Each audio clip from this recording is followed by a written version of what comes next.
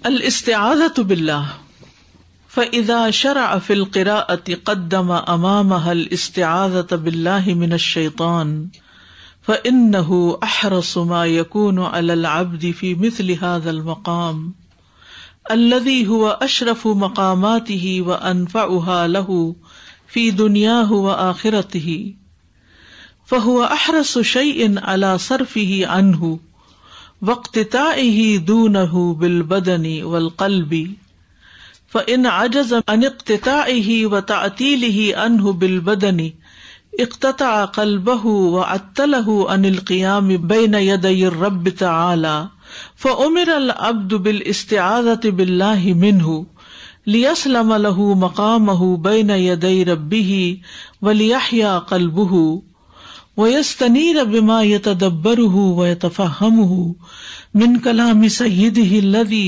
هو سبب حياته ونعيمه وفلاحه، فالشيطان أحرص شيء على اقتطاع قلبه عن مقصود التلاوة، ولما علم سبحانه وتعالى جد العدو وتفرغه للعبد وعجز العبد عنه امره بان يستعيذ به تعالى ويلتجئ اليه في صرفه عنه، فيكتفي بالاستعاذة مؤونة محاربته ومقاومته، فكأنه قيل له لا طاقة لك بهذا العدو فاستعذ بي واستجرني اکفکہ وامنعک منہ۔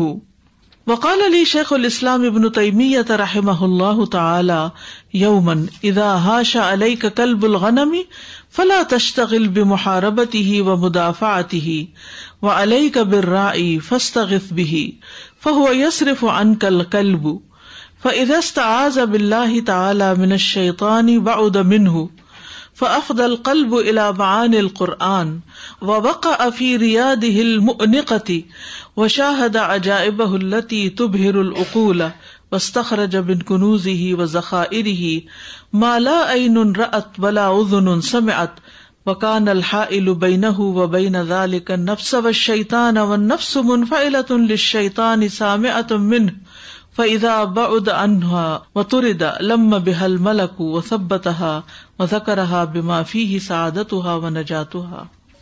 اللہ کی پناہ طلب کرنا۔ پھر جب وہ قرات شروع کرے گا تو اس سے پہلے وہ شیطان سے اللہ کی پناہ طلب کرے گا، کیونکہ وہ شیطان اس جیسے مقام میں بندے کو بھٹکانے کا بہت زیادہ حریص ہے، جو اس کے مقامات میں سے سب سے زیادہ شرف والا ہے اور اس کی دنیا اور آخرت میں سب سے زیادہ نفع بخش ہے۔ شیطان اس کو اس مقام سے پھیرنے کی بہت زیادہ رغبت رکھتا ہے، اس کو جسمانی اور قلبی طور پر اس مقام سے کاٹ دینے پر بڑا حریص ہوتا ہے۔ پھر جب وہ بندے کو اس مقام اور اس کے بدن کو نماز سے دور رکھنے سے عاجز ہو جاتا ہے تو اس کے دل کو رب تعالیٰ کے حضور کھڑا ہونے کے احساس سے عاری کر دیتا ہے۔ چنانچہ بندے کو شیطان سے بچنے کے لیے اللہ کی پناہ طلب کرنے کا حکم دیا گیا ہے، تاکہ اس کا اپنے رب کے سامنے کھڑے ہونا اس کے شر سے سلامت رہے اور اس کا دل زندہ رہے، تاکہ اپنے آقا کا کلام جس پر وہ غور و فکر اور فہم حاصل کر رہا ہے اس سے اس کا دل روشن ہو جائے، جو اس کی زندگی اور اس کی نعمتوں اور اس کی کامیابی کا سبب ہے۔ پس شیطان اس کے دل کو تلاوت کے مقصد یعنی غور و فکر سے کاٹنے پر سب سے زیادہ حریص ہے۔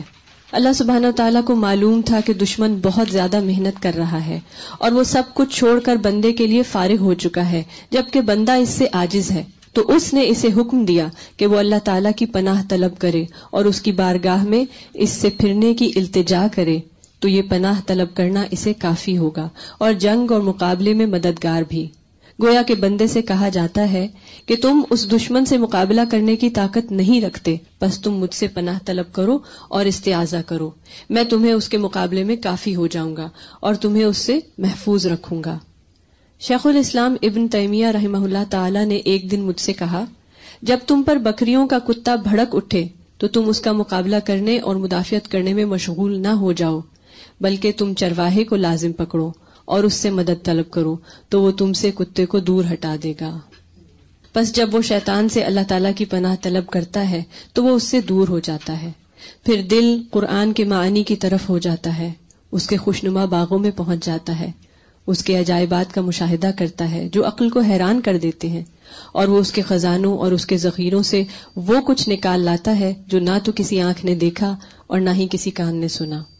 اس کے اور قرآن کے تدبر کے درمیان جو چیز حائل ہے وہ نفس اور شیطان ہے۔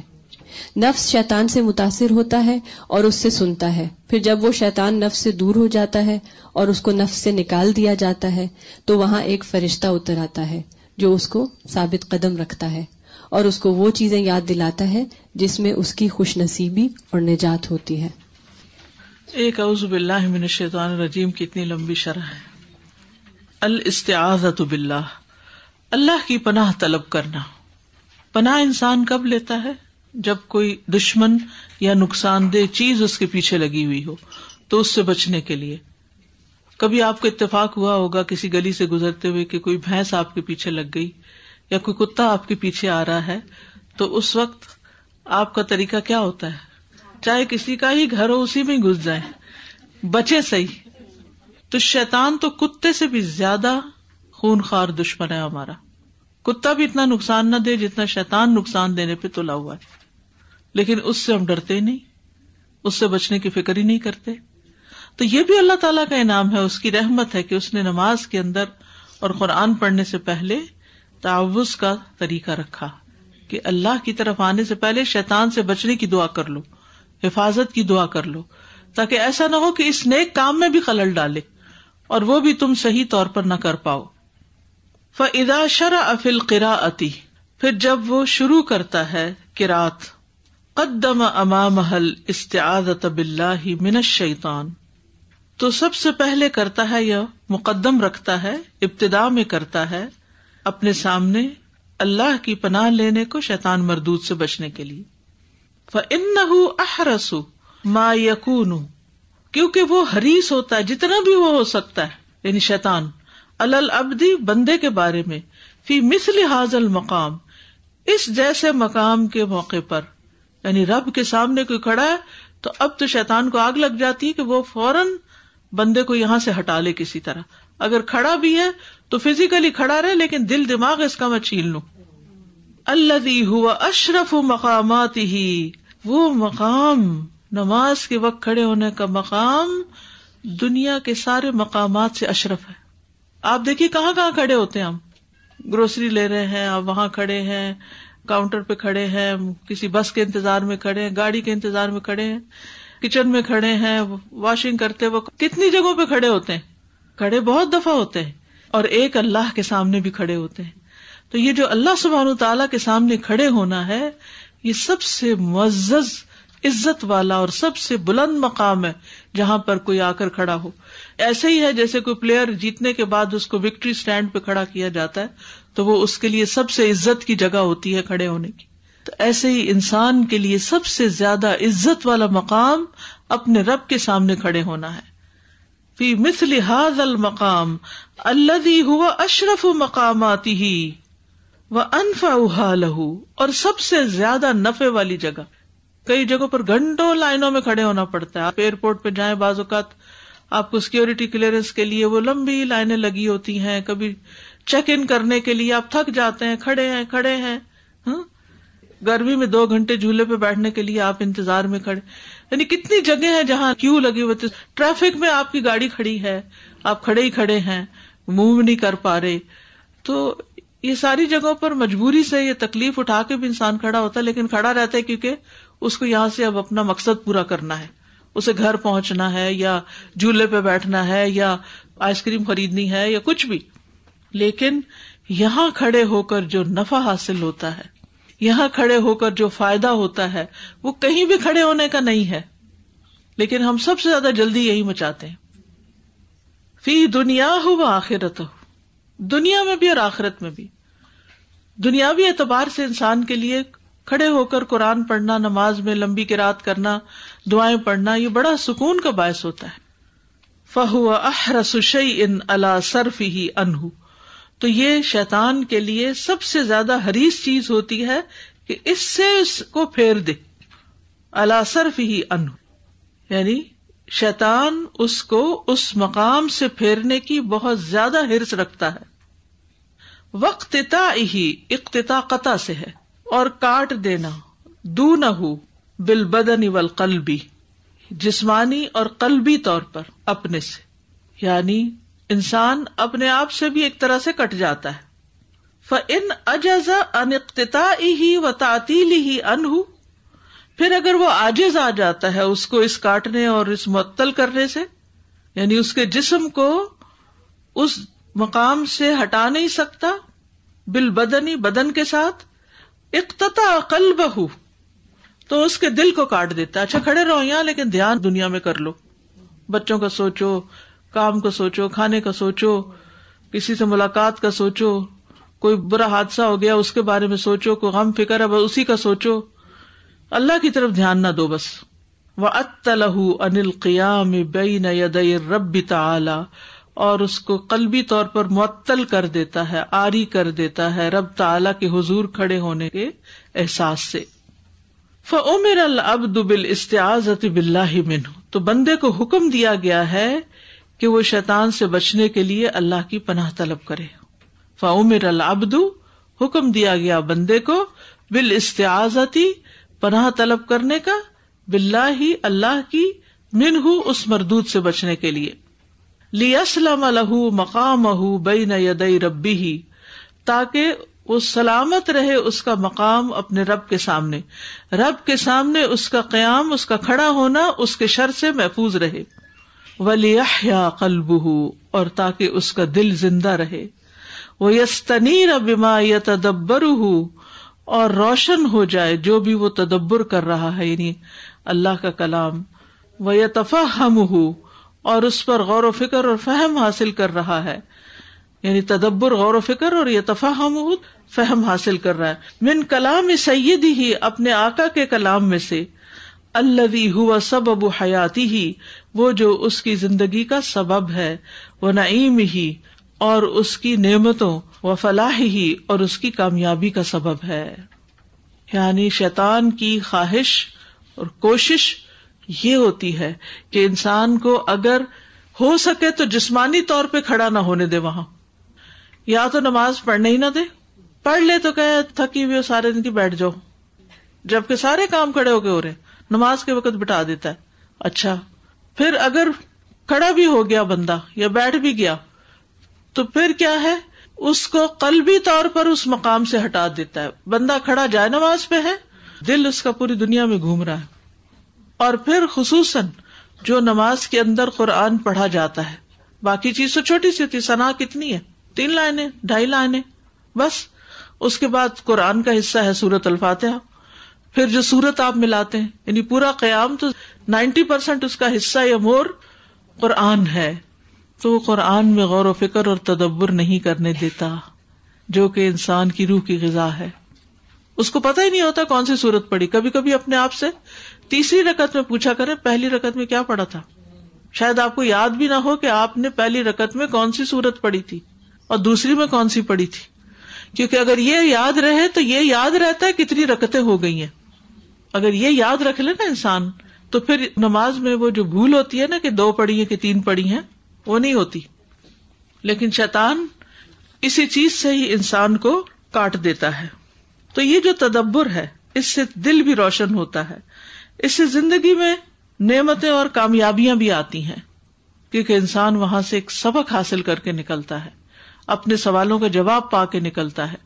خصوصاً اگر کوئی اچھی قرات والا قاری قرآن پڑھ رہا ہو اور انسان کی توجہ اس کی طرف پوری ہو، تو پھر تو سوال ہی پیدا نہیں ہوتا کہ دل روشن نہ ہو، دل تر و تازہ نہ ہو نہیں سکتا کہ سینے میں ایک بہار نہ آ جائے. انسان شرح صدر کے ساتھ وہاں سے نکلتا ہے. اور یہ صرف اسی وقت ہوتا ہے جب انسان نماز میں قرآن کے اندر غور و فکر کرتا ہے. ہم تدبر قرآن سمجھتے ہیں صرف کلاس روم میں بیٹھ کر تدبر کرنے کو. وہ کرنا تو ایک ذریعہ ہے، سبب ہے کہ کرنا آ جائے، لیکن جب وہ سیکھ لے ہم تو پھر اصل مقصد کیا ہے. اس قرآن کو ہم دن میں سب سے زیادہ کہاں پڑھتے ہیں؟ نمازوں میں پڑھتے ہیں. لیکن نماز کا حصہ تو ہمارا ایسے ہی بس ڈھیلا ڈالا سا ہوتا ہے، وہی چند رٹی ہوئی صورتیں بار بار وہی جلدی سے پڑھ کے نہیں پتا کیا پڑھا کیا نہیں پڑھا، اور نماز ٹھپ کر دیتے ہیں. فالشیطان احرص شیء علی اقتطاع قلبہ عن مقصود التلاوۃ، تو شیطان سب سے زیادہ حریص ہوتا ہے علی اقتطاع قلبہ، اس کے دل کو کاٹنے سے، عن مقصود التلاوۃ، تلاوت کے مقصد پر، یعنی غور و فکر سے کاٹنے میں سب سے زیادہ حریص ہوتا ہے. استغفر اللہ، یعنی ہمارا دشمن سب سے زیادہ اس بات کی کوشش کرتا ہے کہ اس کو قرآن میں سے کچھ سمجھ نہ آئے. عام زندگی میں بھی وہ پڑھنے نہیں دیتا، ترجمہ تو آتا ہی نہیں، اگر ترجمہ آتا ہے تو اس کا معنی نہیں آتا، اور بعض اوقات اس سے اور کنفیوز ہوتے ہیں. اور اس کام کو وہ ایک معمولی کام سمجھتا ہے کہ یہ کوئی کام ہے کہ قرآن کو سمجھو، اس کو دنیا کا سب سے غیر اہم کام، بس آخر میں سب کر لینا، پہلے اپنی دنیا کی تعلیم مکمل کرو. کیونکہ شیطان کو پتا ہے کہ جو شخص اللہ کا کلام سمجھنے لگ گیا پھر وہ اللہ سے قریب تر ہی ہوتا چلا جائے گا، اللہ سے دور نہیں ہوگا.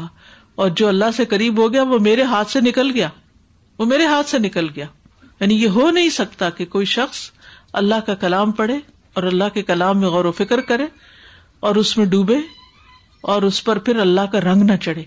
یہ نہیں ہو سکتا. اور اگر نہیں چڑھا تو اس کا مطلب اس نے قرآن سمجھا ہی نہیں، قرآن اس کے دل میں اترا ہی نہیں، اور شیطان نے اس کو یہاں بھی نہیں چھوڑا اور اپنا مقصد حاصل کر لیا. کئی لوگ کہتے ہیں نا کہ یہ قرآن پڑھا ہوا، قرآن پڑھ کے ایسی حرکت ہے. جی ہاں، اس لیے کہ وہ اس کے دل تک نہیں اترا، کیونکہ شیطان اس پہ اتنا حاوی تھا کہ اس نے اس سے پوری دشمنی کا حق ادا کر دیا اور اس کے دل تک جانے ہی نہیں دیا، اس کو وہاں سے ڈسٹریکٹ ہی رکھا. وَلَمَّا عَلِمَ سُبْحَانَهُ وَتَعَالَى جِدَّ الْعَدُوِّ، تو جب اللہ سبحانہ تعالیٰ کو معلوم تھا کہ دشمن بہت زیادہ محنت کرتا ہے، جدل دشمن کی محنت معلوم تھی، وَتَفَرُّغَهُ لِلْعَبْدِ، اور اس کا فارغ ہونا بندے کے لیے، اس کے پاس اور کوئی کام نہیں سوائے بندے کو بہکانے کے. ہمارے تو 100 جھنجٹ ہے نا، اور تھوڑا سا ٹائم ہوتا ہے کہ ہم اللہ کے پاس جاتے ہیں، اور اس کے پاس سارا دن ہوتا ہے، بلکہ رات بھی ہوتی ہے کہ وہ بندے کے پیچھے لگا رہے اور اس کو بھٹکاتا ہی رہے. وَأَجْزَ الْعَبْدِ عَنْهُ، اور بندے کی کمزوری یا عاجزی اس بات سے کہ وہ شیطان کے ہتھے نہ چڑھے. أَمَرَهُ بِأَن يَسْتَعِيذَ بِهِ تَعَالَى، اس نے اس کو حکم دیا ہے کہ وہ اللہ تعالی کی پناہ طلب کرے. وَيَلْتَجِئَ إِلَيْهِ فِي صَرْفِهِ عَنْهُ، اور اس کی طرف پناہ لے، التجا کرے، فی صرفہ عنہ، اس کو ہٹانے سے، یعنی اس کی بارگاہ میں اس شیطان سے پھرنے کی التجا کرے. فیکتفی بالاستعاذۃ، تو یہ پناہ طلب کرنا اس کے لیے کافی ہوگا، یکتفی کافی ہوگا. مؤونۃ محاربتہ، جو سامان ہے اس سے جنگ کرنے کا، و مقاومتہ، اور اس کے مقابلے کا. تو یہ پناہ طلب کرنا شیطان کے مقابلے کے لیے بہترین سامان ہے اور بہترین اسباب میں سے ہے. فَكَأَنَّهُ قِيلَ لَهُ، گویا کہ اس سے کہا گیا، لَا طَاقَةَ لَكَ بِهَذَا الْعَدُوِّ، نہیں تم میں طاقت اس دشمن کے مقابلے کی. فَاسْتَعِذْ بِي، پس مجھ سے پناہ لے لو، یعنی میری طرف آ جاؤ.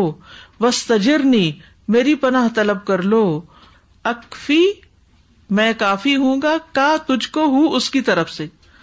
وَأَمْنَعَكَ مِنْهُ، اور میں روک لوں گا تجھے اس سے، یعنی محفوظ کر لوں گا. تو مطلب یہ ہے کہ گویا بندے سے کہا جاتا ہے کہ تم خود اکیلے اس دشمن سے مقابلے کی طاقت نہیں رکھتے، اس لیے مجھ سے پناہ طلب کرو اور استعاذہ کرو، میں تمہیں اس کے مقابلے میں کافی ہو جاؤں گا اور تمہیں اس سے محفوظ رکھوں گا. اور اس کو امام ابن تیمیہ کے قول سے بہت اچھی طرح واضح کر دیا کہ کیسے. وقال علی شیخ الاسلام ابن تیمیہ رحمہ اللہ، ابن قیم الجوزیہ کہتے ہیں، شیخ الاسلام ابن تیمیہ رحمۃ اللہ علیہ نے مجھ سے کہا، یومن، ایک دن، اذا ہاش علیک کلب الغنم، جب بھونکے تجھ پر، کلب الغنم، بکریوں کا کتا، فلا تشتغل بمحاربتہ، تم مت مشغول کرو اپنے آپ کو اس کے مقابلے میں، والمدافعۃ، اور اس کو دور کرنے میں، یعنی کتا تم پہ بھونک رہا ہے تو تم کتے کا مقابلہ مت کرو. وعلیک بالراعی، تم پر لازم ہے کہ چرواہے کو پکڑ لو. فاستغث بہ، تو اس سے مدد طلب کرو، اسے پکارو. فہو یصرف عنک الکلب، تو وہ تجھ سے کتے کو ہٹا دے گا، کیونکہ کتا کس کی بات سنے گا؟ اپنے مالک کی بات سنے گا، تمہاری نہیں سنے گا.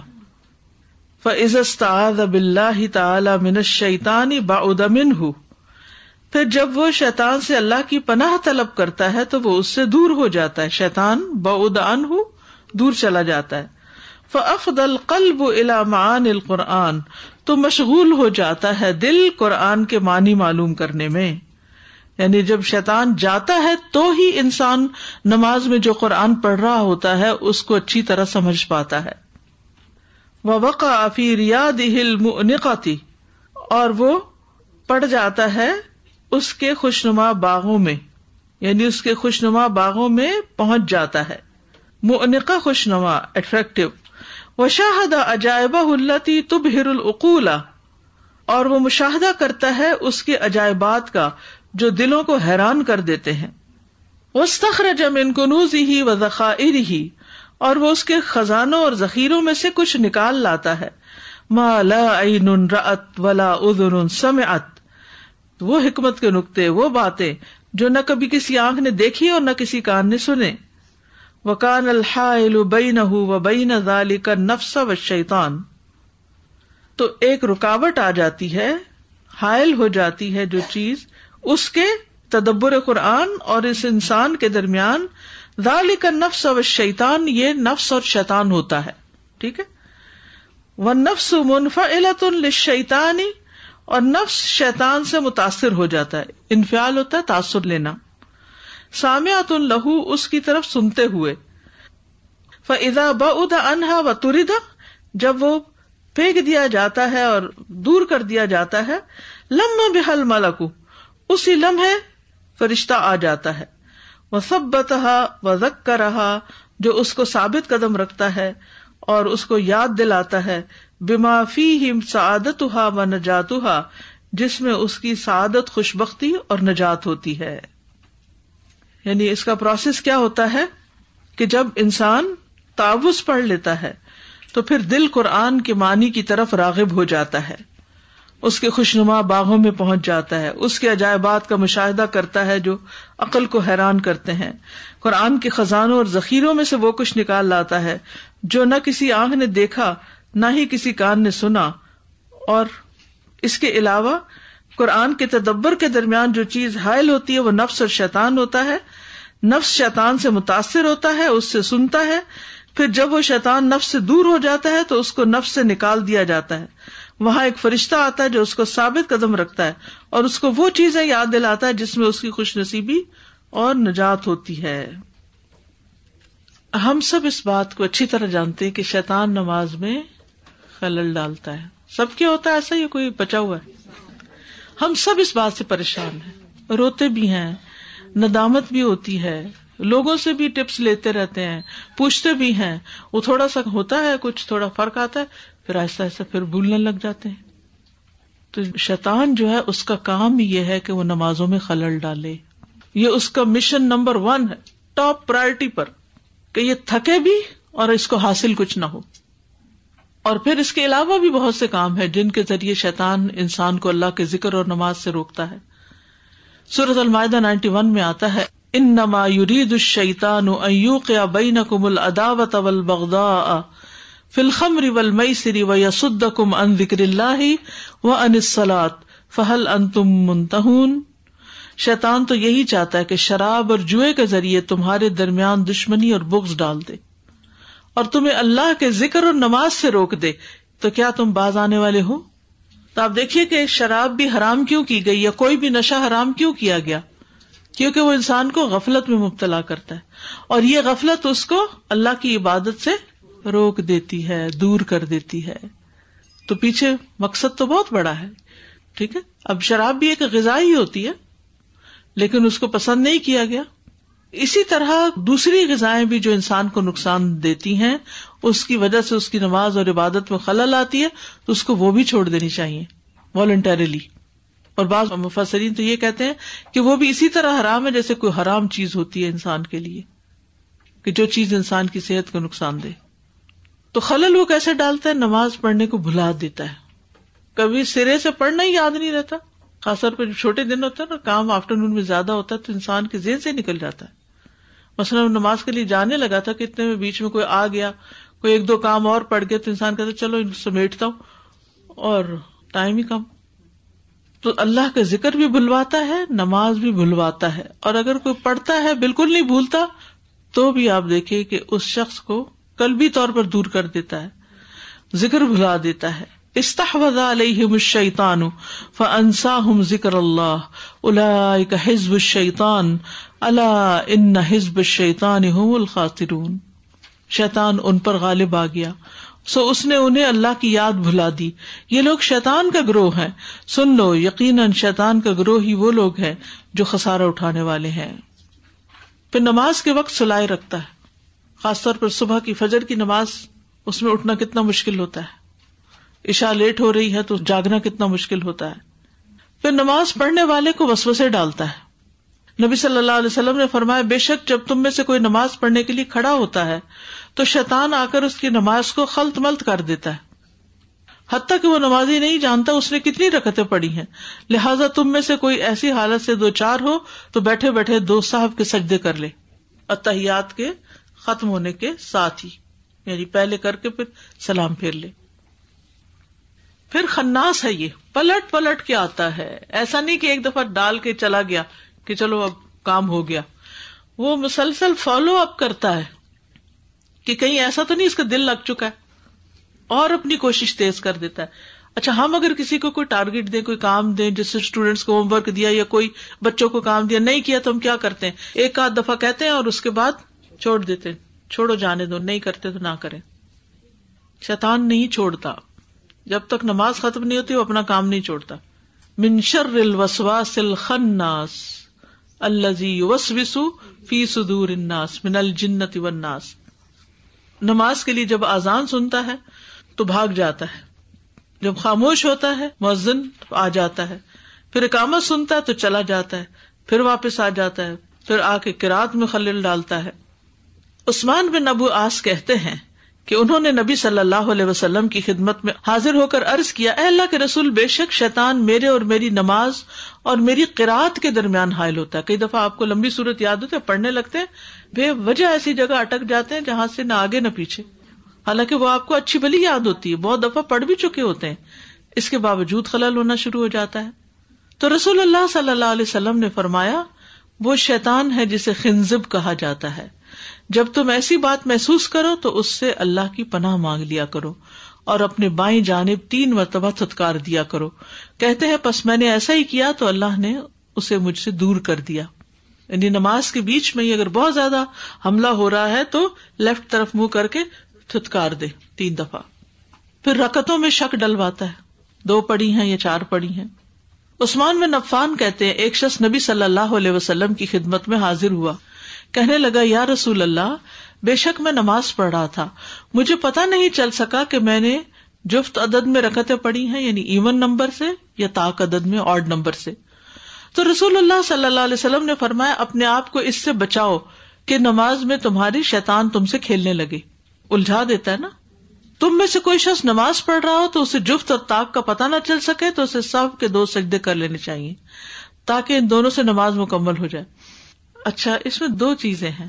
نمبر 1 یہ کہ نماز شروع ہوتے ہی شیطان وسوسہ ڈالتا ہے, خیال ڈالتا ہے, اور انسان کو ایک لمبی کہانی میں الجھا دیتا ہے. ٹھیک ہے, پھر اگر انسان بھول جائے کہ کس رکعت میں کھڑا تھا وہ, تو پھر سجدے کرے. صاحب کا علاج سجدہ کیوں؟ اس لیے کہ شیطان کو سب سے بری چیز سجدہ لگتا ہے, کیونکہ اللہ نے اسے سجدے کا حکم دیا اور اس نے سجدہ نہیں کیا, اور وہ اللہ کی درگاہ سے دھتکارا گیا.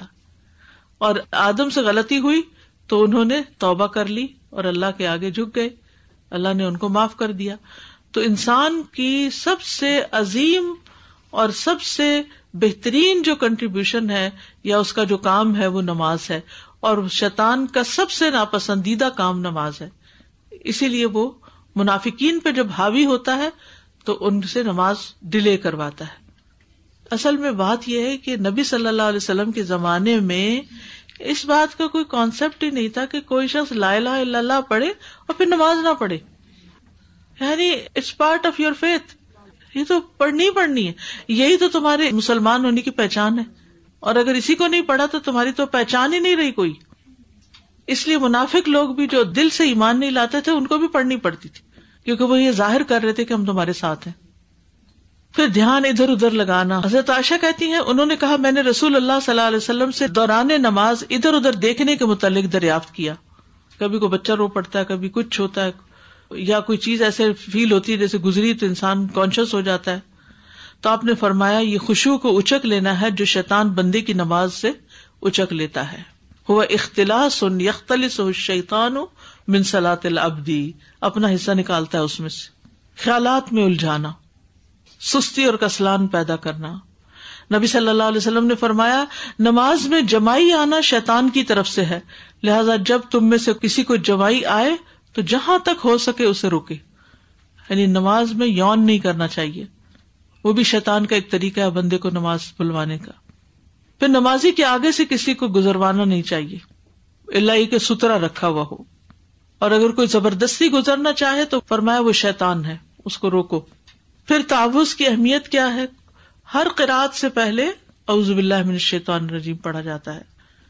آپ صلی اللہ علیہ وسلم نے فرمایا تم شیطان کو گالی مت دو بلکہ اس کے شر سے اللہ کی پناہ مانگ لیا کرو، یعنی تم شیطان کے ساتھ نہ الجھو۔ کچھ لوگوں کا طریقہ کیا ہوتا ہے، جب ان کو پتا چلتا ہے نا کہ شیطان ہمیں بہکا رہا ہے تو وہ شیطان کے پیچھے پڑ جاتے ہیں، تو حاصل کچھ بھی نہیں، شیطان ان کے ہاتھ کہاں سے آئے گا، کہاں سے پکڑیں گے اس کو۔ کچھ لوگ گالیاں شالیاں دینے لگتے ہیں، کچھ وہ جو مینا میں جاتے ہیں تو وہاں کیا کرتے ہیں، جوتے مارتے ہیں اور پتھر کے علاوہ اور جو چیز ہاتھ لگے، اور پھر اتنے جوش و خروش میں آتے ہیں کہ کہیں ہاتھ لگا ہمارے، ہم اس کے، حالانکہ وہاں پر شیطان تو اس وقت نہیں ہوتا، وہ تو سمبل ہوتا ہے۔ تو یہ بڑے کام کا نقطہ ہے، بڑی حکمت کی بات ہے کہ شیطان کے پیچھے مت پڑو، کیونکہ وہ تو تمہارے ہاتھ نہیں آئے گا، تم مالک کی پناہ لو، مالک سے مدد لو، اعوذ باللہ من الشیطان الرجیم پڑھو۔ نماز میں بھی تعوذ کے کلمات ہیں، جیسے سورۃ فاتحہ سے پہلے اعوذ باللہ پڑھتے ہیں۔ ابن عمر یوں پڑھا کرتے تھے اللہم انی اعوذ بک من الشیطان الرجیم۔ ابو امامہ باہلی سے مروی ہے، وہ کہتے ہیں کہ اللہ کے نبی جب نماز کے لیے کھڑے ہوتے تو 3 مرتبہ اللہ اکبر کہتے، 3 مرتبہ لا الہ الا اللہ کہتے، 3 مرتبہ سبحان اللہ و بحمدہ کہتے، پھر یہ دعا پڑھتے اعوذ باللہ من الشیطان الرجیم من ہمزہ ونفخہ ونفثہ۔ ٹھیک ہے، پھر اسی طرح کبھی کبھی اعوذ باللہ میں السمیع العلیم کا اضافہ بھی کرتے، کیسے اعوذ باللہ السمیع العلیم من الشیطان الرجیم۔ ٹھیک ہے، ابو سعید خدری کہتے ہیں کہ رسول اللہ صلی اللہ علیہ وسلم جب رات کو قیام فرماتے تو اللہ اکبر کہتے، پھر سبحانک اللہم و بحمدک و تبارک اسمک، یہ ساری پڑھتے، پھر لا الہ الا اللہ 3 بار کہتے، پھر اللہ اکبر کبیرہ 3 بار کہتے، پھر کہتے اعوذ باللہ السمیع العلیم من الشیطان الرجیم من ہمزہ ونفخہ ونفثہ، السمیع العلیم من الشیطان الرجیم من ہمزہ ونفخہ ونفثہ۔ ٹھیک ہے، یعنی 2 دفعہ السمیع العلیم کے لفظ آگے، اور الرجیم کا 2 دفعہ آگے، العلیم اور السمیع جو ہے 2 دفعہ آئے۔ تو بنیادی طور پر یہاں پر یہ کہا گیا ہے کہ انسان سورۃ فاتحہ پڑھنے سے پہلے اعوذ باللہ من الشیطان الرجیم پڑھے، کبھی اعوذ باللہ السمیع العلیم من الشیطان الرجیم، کبھی یہ لا الہ الا اللہ اور الحمدللہ اور سبحان اللہ پڑھنے کے بعد دعا مانگ لے اعوذ باللہ السمیع العلیم من الشیطان الرجیم من ہمزہ ونفخہ ونفثہ، السمیع العلیم من الشیطان الرجیم من ہمزہ ونفخہ ونفثہ، یعنی 3 دفعہ یہ کرنا ہوگا۔ استاذہ مجھے لگ رہا تھا کہ اس عمل کا جو فائدہ جو ہم نہیں حاصل کر پاتے، اس کے لیے 2 چیزیں میرے ذہن میں آئی تھی، کہ کنسنٹریشن اور ایک سلو نماز پڑھنا، تاکہ ہم ہوش کریں کہ ہم پڑھ کیا رہے ہیں، ہم کیا طلب کرنے جا رہے ہیں۔ تو ان 2 چیزوں کی کمی کی وجہ سے ہم اتنے بڑے فائدے سے محروم رہ جاتے ہیں۔ تو مجھے استاذہ کسی کا واقعہ یاد آ رہا تھا، وہ آدھا ادھورا سا، کہ وہ 2 دوست جا رہے تھے، تو ان میں سے ایک ریورٹ تھا، نیو مسلم تھا، تو اس نے کہا کہ میں نماز پڑھ لوں جا کے مسجد میں۔ تو فرینڈ نے کہا ٹھیک ہے تم جا کے پڑھ لو۔ تو وہ گیا تو اس کو بہت دیر ہو گئی، تو اس نے پوچھا کہ تمہیں اتنی دیر کیوں ہوئی، کہ مل گیا تھا مسجد میں۔ تو اس نے کہا کہ نہیں، میں نماز پڑھ ہی نہیں سکتا جب تک میں سلو نہ پڑھوں، میں کنسنٹریٹ نہ کروں۔ تو جو مسلمان آلریڈی تھا اس کو اتنی شرم آئی، کہ کتنا کامن ہے یہ جملہ ہمارے لیے کہ ہم کہتے ہیں جلدی سے نماز پڑھ کے آتی ہوں میں۔ تو سزا یہ 2 چیزیں بہت بڑی ہیں جو ہمیں لیک کرتی ہیں ہمارے اندر۔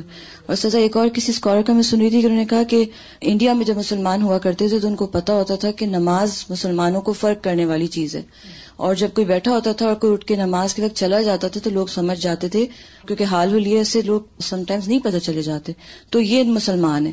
تو ایک دفعہ ایک مجلس میں لوگ بیٹھے تھے، اذان ہوئی تو 3-4 لوگ اٹھ کے چلے گئے، اور 2 نوجوان مسلمان جو لوگوں کو پتا تھا وہ بیٹھے رہ گئے. انہوں نے پوچھا کہ یہ تو گئے مسلمان تھے، یہ اس لیے نہیں گئے یہ ہندو تھے، ہم 2 اس لیے نہیں گئے کہ ہم سکھ ہیں، تم دونوں کا مذہب کون سا ہے؟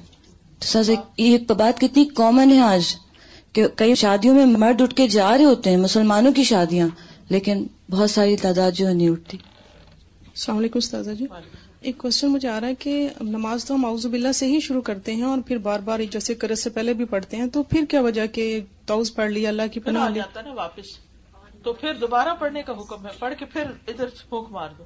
جی وہ محنت بہت کرتا ہے، فالو اپ کرتا ہے کہ میرا کام ہوا کہ نہیں.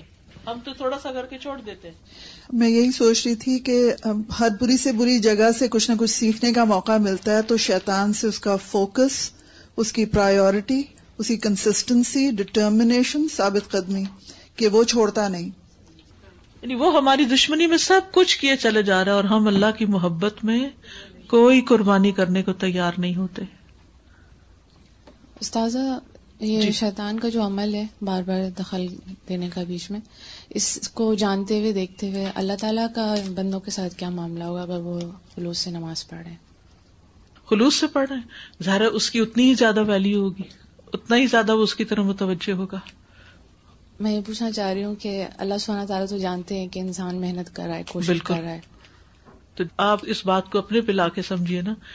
آپ کا 2 بچے ہیں، ایک تو بڑا ذہین ہے، ہر کام جلدی سے کر لیتا ہے، اور ایک بچہ سلو ہے، وہ لکھنے کی کوشش کرتا ہے، نہیں لکھ پاتا، پھر مٹاتا ہے، پڑھنے کی کوشش کرتا ہے، غلطی کر جاتا ہے، پھر پڑھتا ہے، پھر کرتا ہے.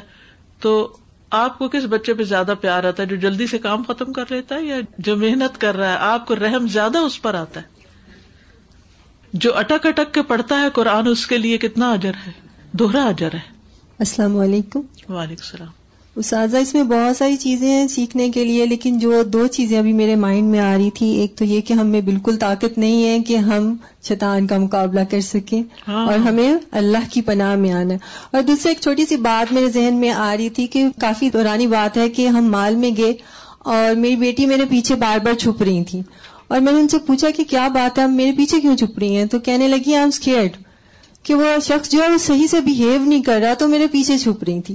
تو ابھی جب یہ ڈاگ والی بات ہم نے پڑھی تو مجھے لگا کہ وہ میرے بار بار پیچھے چھپ رہی تھی اس آدمی سے بچنے کے لیے. تو یہ والی 2 چیزیں جو ہیں وہ میرے ذہن میں آ رہی تھی.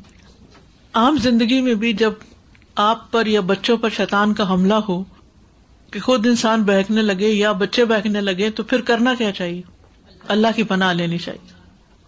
استاذہ یہ ہم اس ڈیٹا پہ غور کر رہے تھے کہ اگلے 100 سالوں میں فاسٹسٹ گروئنگ ریلیجن جو ہے وہ اسلام ہے.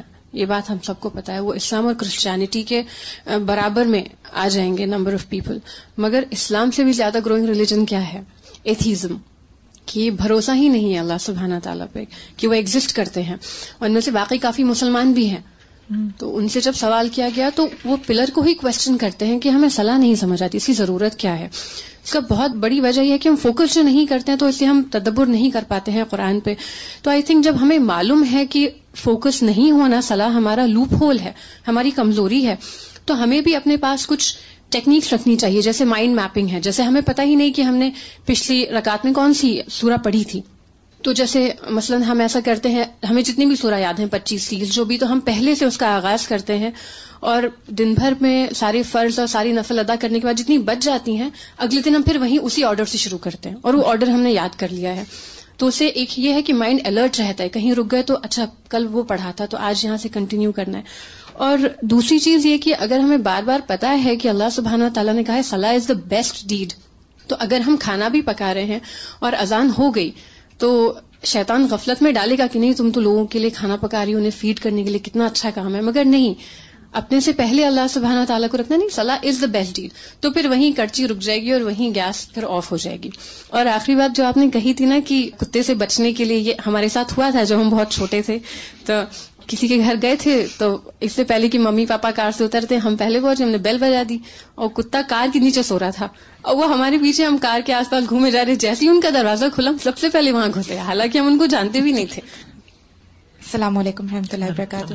نماز کے لیے جیسے یہاں پہ آیا ہے کہ جو چیز حائل ہوتی ہے ہماری کنسنٹریشن، وہ ہماری نفس اور شیطان کی بات ہوئی ہے. تو شیطان تو اپنا کام کر ہی رہا ہے، لیکن شیطان جو بھاگتا بھی ہے تو جو پھر بھی ہم دیکھتے ہیں کہ ہمارا کنسنٹریشن وہ ہماری نفس کی بات ہوتی ہے، کیونکہ ہمارے نفس کو بڑی راحت ملتی ہے نا ادھر ادھر کی باتیں سوچ کے. قرآن پہ تدبر مشکل کام لگتا ہے. بالکل. اور تو نماز میں نا بیسکلی ہمیں اپنی نفس کو نا پیشنس کے لیے بہت ٹرین کرنا ہے، صبر. کیونکہ جب آپ نماز کے لیے کھڑے ہو رہے ہیں نا تو آپ کو بہت پیشنس چاہیے، آپ کے ارد گرد اتنے کام ہیں، کنسنٹریشن ہے. تو ہمارا جو نفس ہے نا وہ اس وقت بھی بہت، تو ایک تو شیطان کا تو ہمیں کرنا ہی ہے، اور پھر اپنے آپ کو پیشنس سکھانی ہے کہ نہیں 4 رکعتیں پڑھنی ہے پیشنس کے ساتھ، اور یہ کر کے تو دونوں چیزیں ہوں گی تو ہماری نماز جو ہے زیادہ بہتر ہوگی. سازا بھی اب جو نماز کی بات کر رہے ہیں تو اس میں ایسا لگتا ہے جیسے کہ آج جو مشینی زندگی ہو گئی ہے جس میں اب ہر چیز آٹومیٹک ہو گئی ہے اور ہر چیز لائک میکینیکل ہے. تو گاڑی میں بھی جب ہم جا رہے ہوتے ہیں تو اب کہتے ہیں ہائی وے پہ آپ اپنی کروز کنٹرول پہ ڈال دیں، گاڑی سیم اس پر چلتی رہے گی، آپ کو سوچنے کی ضرورت نہیں پڑتی ہے. اگر 120 پہ جانا ہے تو اس پہ چھوڑ دیں اور پھر پیر ہٹا کے آرام سے بیٹھ جائیں تو سیم سپیڈ پہ جاتی رہے گی. اب ٹیسلا میں تو ویسے ہی فیڈ کرتے ہیں ایڈریس، تو آپ کو کچھ بھی کرنے کی ضرورت، کچھ بھی نہیں، آپ بے شک سوئے رہے ہیں وہ چلتی رہے گی. تو یہی ساری چیزیں ہم لوگ نماز کے اتنے یوز ٹو، ایک تو بچپن سے ماشاءاللہ نماز پڑھنے کی عادت تو ہے مگر ہم لوگ اتنے یوز ٹو ہو گئے یا تو کہ اس کو ایک آٹو موڈ پہ چلے جاتے ہیں ہم لوگ خود ہی، اور بس جیسے ہی اللہ اکبر کیا اس کے بعد پتہ نہیں خود کہاں ہوتے ہیں مگر پوری آٹومیٹک نماز ہو جاتی ہے. جب سلام پھیرتے ہیں بولتے ہیں اچھا پڑھ بھی لی، اور پھر فریش ہو کے ادھر دیکھتے ہیں جیسے کہ ایک مشین میں کوئن ڈالتے ہیں نا بچہ کا، وہ ڈالا اور جھولا جھولا جھولا جھولا اس نے اینڈ ہو گیا، بس اتر گیا اس میں سے. آٹومیٹک واشنگ مشین ہے، ڈال دیں وہ دھلتے رہیں گے، بس یہ کوئن کی طرح ہے کہ چلتا رہے گا. اور جب سلام پھر تب احساس ہوتا ہے یہ تو بند ہو گیا. سو آئی فیل لائک کہ ہم لوگ کو اپنے آٹو موڈ سے نکل کے نا مینوئل پہ آنا ہے، کیونکہ اب لوگ جو نئی جنریشن ہے کہتی ہے مجھے مینوئل گاڑی چاہیے. آٹومیٹک کو ہم پسند نہیں کرتے. اب بچے کہتے ہیں ہم خود گیئر میں ڈالیں گے، خود چلائیں گے. تو واپس سے اویئر ہو رہا ہے دماغ. تو میرے خیال سے ہمیں نماز میں بھی اپنے آپ کو مینوئل پہ لانا ہے کہ میں ہوں یہاں پر، اور اپنے آپ کو بار بار یاد دلانا ہے کہ میں نے ہی گیئر چینج کرنا ہے. تو انشاءاللہ. سازا میں یہ کہنا چاہوں گی کہ اس مونوٹنس نماز سے بچنے کے لیے ہم نے حی علی الصلاح کورس میں کافی ساری دعائیں استفتاح اور تعوذ کے کلمات جو نبی صلی اللہ علیہ وسلم نے سکھائے اور آپ نے ابھی مینشن کیے تو وہ ہم نے سب یاد کیے تھے. میں ان بہنوں سے کہنا چاہوں گی کہ وہ نماز کے اذکار کی کتاب بک سٹور میں اویلیبل ہے، تو وہ ضرور وہ لیں اپنے لیے بھی اور اپنی ساتھی بہنوں کے لیے بھی، اور اس سے ضرور فائدہ اٹھائیں. کیونکہ جب بدل بدل کے پڑھتے ہیں نا تو پھر ذرا ٹھہر کے پڑھتے ہیں. جب ایک ہی چیز پڑھے جاتے ہیں نا تو پھر وہ آٹو پہ آ ہی جاتے ہیں. جی استاذہ، میں یہ دیکھ رہی تھی کہ دشمن ہمارا کس کس طرح سے اٹیک کر رہا ہے ہم پر، اور یہ اللہ سبحانہ تعالیٰ کی ہم پر کتنی بڑی رحمت ہے کہ جب ہمیں نماز کا ٹائم آتا ہے تو پہلے وضو کرا کے ہمارے اس غفلت سے واپس لے کے آتا ہے.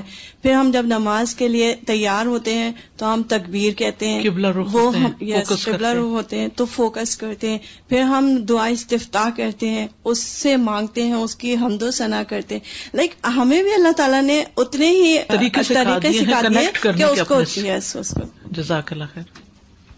السلام علیکم. مجھے ایسے لگتا ہے کہ اس کے لیے ضروری ہے کہ آپ کسی چیز سے ان ٹچ بھی رہو. جیسے لاسٹ کورس ہم نے کیا حی علی الصلاح کا، تو اس سے لے کے اب تک اس کورس میں نے 1 سال میں اپنی نمازوں کو اوپر جاتے بھی دیکھا ہے اور دوبارہ پھر نیچے آتے بھی دیکھا ہے. تو جب تک ہم کسی چیز سے ان ٹچ رہتے ہیں تو وہ بھی بہت ہیلپ فل ہوتا ہے. اگر ہم کوئی چیز کر کے، کوئی کورس کر کے یا ایون دعائیں یاد کر کے پھر اپنے آپ کو ہٹا لیں تو ہم موسٹلی روٹین میں میں کہتی ہوں کہ اگر 5 اور لوگوں کو آپ لوگ یہ کتاب پڑھا دیں نا خود، تو انشاءاللہ بہت فائدہ ہوگا. ترجمہ تو موجود ہے اور ساتھ ڈسکس بھی کر سکتے ہیں، کتابیں بھی موجود ہیں اسٹور میں. 5 اور لوگ اپنے شاگرد بنا لیں، چاہے آپ کے بچے ہوں چاہے کوئی ہو، اور پھر وہ آگے. تو اس سے انشاءاللہ جب ایک ماحول بنے گا تو بہت آسانی ہوگی. استاذہ جی، یہ استاذہ جو ہے نا، اس کی اہمیت کا اندازہ مجھے اب زیادہ ہوا. جب ہم کر رہے تھے تعلیم القرآن تو اس وقت یہ چیزیں پڑھی تھیں، تو پھر ہم نے سیکھا تھا کہ جب بچوں کو اٹھانے جاؤ تو یہ پڑھتے ہوئے جاؤ، اعوذ باللہ السمیع العلیم من الشیطان الرجیم من ہمزہ ونفخہ ونفثہ. تو میں اب جب بھی بچوں کو اٹھانے جاتی ہوں یہ پڑھتی جاؤں تو ایزی ہوتا ہے اٹھانا ان کو فجر کے لیے. اچھی ٹپ ہے. تو اور جب نہیں پڑھتی تو واقعی بچوں کو اٹھانا بہت مشکل ہو جاتا ہے.